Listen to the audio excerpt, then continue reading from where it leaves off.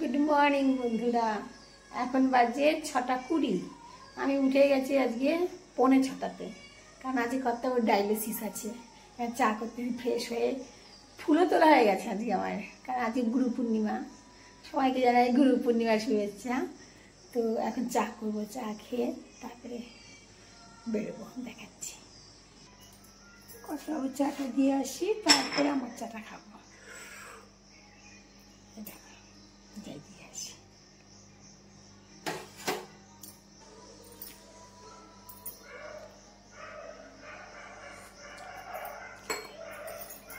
খাওয়া মিটিংগুলো একটা রেডি হবো, রেডি হওয়ার আগে একটা কাজ করে বসি, কার জন্য দেখাচ্ছি।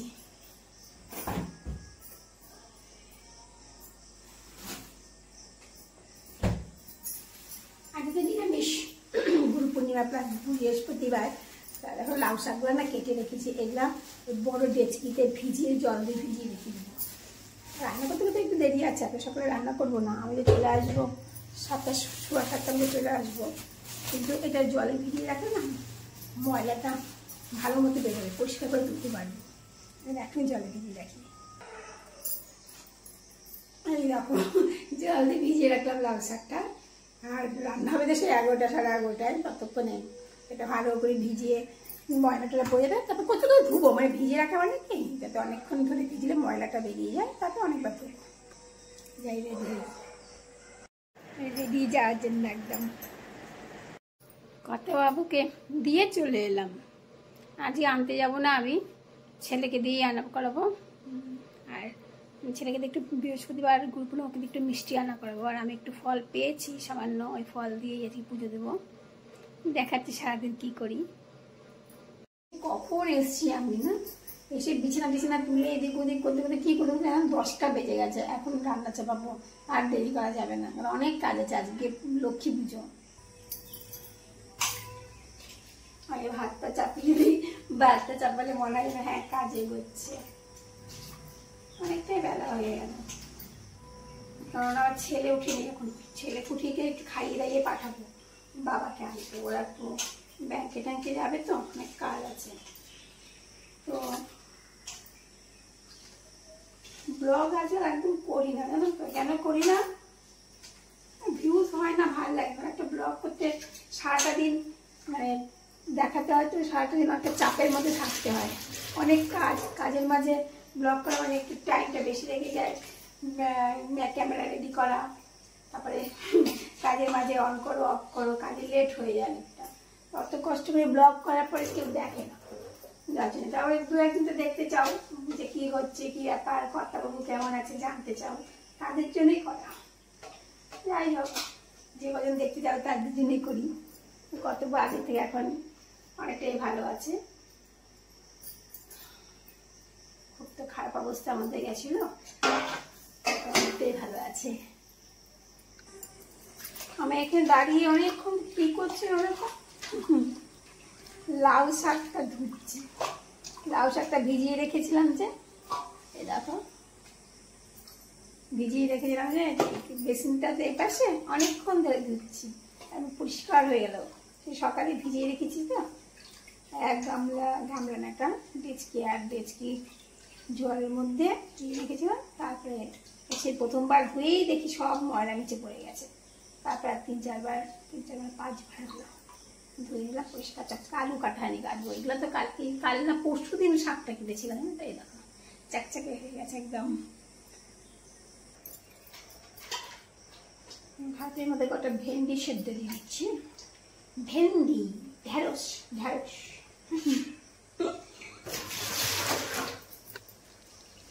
এখন কি কাটবো জানো, আজকে নিরামিষ এই হবে, পনিরের তরকারি। আর কি চাপালাম, লাউ শাকের চচ্চড়ি আর ঢেঁড়স সেদ্ধ, এই হবে আগে। এগুলো কাটাকাটি করি, রান্না বেশি টাইম লাগবে না, কিন্তু আজকে আরও অনেক কাজ আছে। এই ভাত হয়ে গেল, ভাতের মধ্যে ভেন্ডি সেদ্ধ দিয়েছো, আর বারবার এটা খাবার আগে এটা রাখতে হবে। আর লাউ শাকের চচ্চড়িটা হয়ে এসছে। লাউ শাকটা হলে পরে পনিরটা করবো, তাহলে রান্না মোটামুটি হবে। আসলে রান্না চাপতে চাপে এদিকে দৌড়াদৌড়ি করে কাজ করছিলাম। আমার লাস্ট রান্না চলছে, কি বলতো, পনিরের তরকারি। তরকারি না কি বলবো, ঝোল। আমার ছেলে তো ঝোল খায় সবেরই। আর পনিরের ঝোল হলে অন্য কোনো সবজি খাবে না, শুধু পনিরের ঝোল দিয়ে ভাত খাবে। আর পনির অন্য কোনো আইটেম করলে খাবে না, ঝোল করতে হবে পাতে। ছেলে চলে গেল বাবাকে আনতে। আর এই ছেলে থাকাতে একটা কাজ কমেছে, ওকে আনতে যেতে হয় না, দিয়ে আসি, দিয়ে এসে কাজ টাজ করি। এবার ছেলে যখন চলে যাবে কিছুদিন পরে আবার দুবার করে ছুটতে হবে, তো খুব চাপ পড়ে যায় কাজের মাঝে। রান্না করে গ্যাস ফ্যাস মুছে সোজা নিচে চলে যাবো, তো নিচে গিয়ে বাসন টাসন ধোবো, সুতরাং খুব কাজের মধ্যে কাজ ফেলে ফেলে দৌড়ানো খুব অসুবিধা। তাহলে নিচে যাবো এখন, পরে আবার ভিডিও শুরু করবো। তো স্নান ছেড়ে ঠাকুরের ফুল জল টল সব নিয়ে চলে এলাম। আজকে তো বৃহস্পতিবার, একটু সময় লাগবে, তারপরে আবার গুরু পূর্ণিমা। আজ একটা মালা গাঁথবো নিজের হাতে রাধা গোবিন্দর জন্য। দেখি কতদূর কি তোমাদের দেখাতে পারি, কতটুকু কি দেখাতে পারি দেখি। বৃহস্পতিবার দিন সবারই পুজো দিতে একটু টাইম লাগে।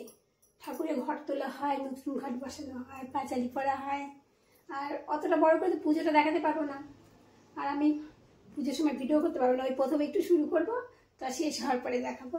কারণ ভিডিওর দিকে মন থাকলে না আর পুজোটা ঠিক মতো দেওয়া যায় না। আজ বৃহস্পতিবার ঘট বসানোর ব্যাপার আছে, অনেক ঝামেলা আছে। এরকম মালাটা বানাচ্ছি, ওই এতটুকু ছোট তো, গোবিন্দের জন্য মালাটা বানাচ্ছি। আজ কত দেরি হবে পুজো দিতে। তো আমার পুজো হয়ে গেল, দেখো কেউ খায়নি, না খেয়ে বসে আছে, তাড়াহুড়া করছি। কর্তাবাবু, ছেলে, কারোর খাওয়া হয়নি। তো এখন পুজো শেষ করলাম, এবার প্রসাদ তোসাদ দিয়ে তারপরে খেতে দেবো সবাইকে। 2টো বেজে গেল, এখন খেতে দেবো, জানো তো। আমি ওদেরকে বলেছিলাম যে তোদের খেতে ভাত দিয়ে পুজো দেবো, তোদের খেতে টেতে দিই, দিয়ে তারপরে আমি আবার জামাগুলো চেঞ্জ করে পুজো দিই, পুজো দিতে দেরি হবে। ওরাই বললো না পুরো পুজো টুজো দাও, তারপরে খাবো। কেউ সকাল থেকে আগে জল খাবার খায়নি, জানো তো।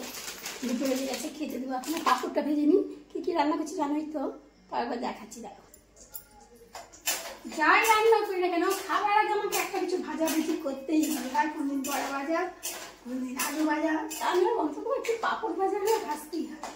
আমি যে রান্না রেডি করে আছে সঙ্গে সঙ্গে খেতে দিব তা হবে না। দেখো কি কি রান্না হয়েছে। দেখো ভাত হয়ে গেছে, তারপর আর কি করলাম, ঢেঁড়স সেদ্ধ। ঢেঁড়স সেদ্ধকে নুন তেল দিয়ে লঙ্কা দিয়ে মেখেছি।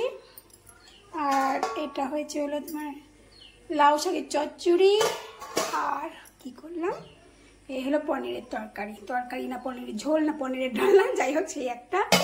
আর এখন ভাজলাম পাঁপড়, এই দিয়ে এখন খেতে দেবো। 2:30টা পার হলো, মানে 35 হয়ে গেছে। খাওয়া দাওয়া মিটলো, যেমন হলো যুদ্ধ মিটলো। তোমরা কর্তাবাবু কেমন আছে জানতে চাও তো, উনি আগের চাইতে এখন অনেকটা ভালো আছে। হ্যাঁ, ও এখনও ভিডিওতে তাকে আনিনি, আনবো, আর কিছুদিন যাক তারপরে নিয়ে আসবো। পাশের বাড়িতে পুজো হয়েছে, ভোগ দিয়েছিল, দিয়ে গেল। কত প্রসাদ, ভোগ দর্শনে দুর্ভোগ কাটে দেখিয়ে দিলাম। আমি এখন কী করছি জানো, চিন্তা করছি, চিন্তা রাতে কি খাওয়া দাওয়া হবে। সন্ধ্যা টন্ধা দিয়ে কর্তাবাবুকে টিফিন দেওয়া হয়ে গেল, কর্তাবাবুর টিফিন খাওয়াও হয়ে গেল। আমরা টিফিন খেলাম না, কারণ ওই ঠাকুরের প্রসাদ এসছে, একটু প্রসাদ খেয়েছি তো পেটটা ভর্তি। কিন্তু কী বলতো, রাতের খাওয়া দাওয়ার ভাত আছে, পনির আছে, এদিকে আবার খিচুড়ি আছে, ঠাকুরের প্রসাদ থাকলে কী হবে, নতুন কিছু তো করতেই হবে। আমি চিন্তা করছি কী করবো।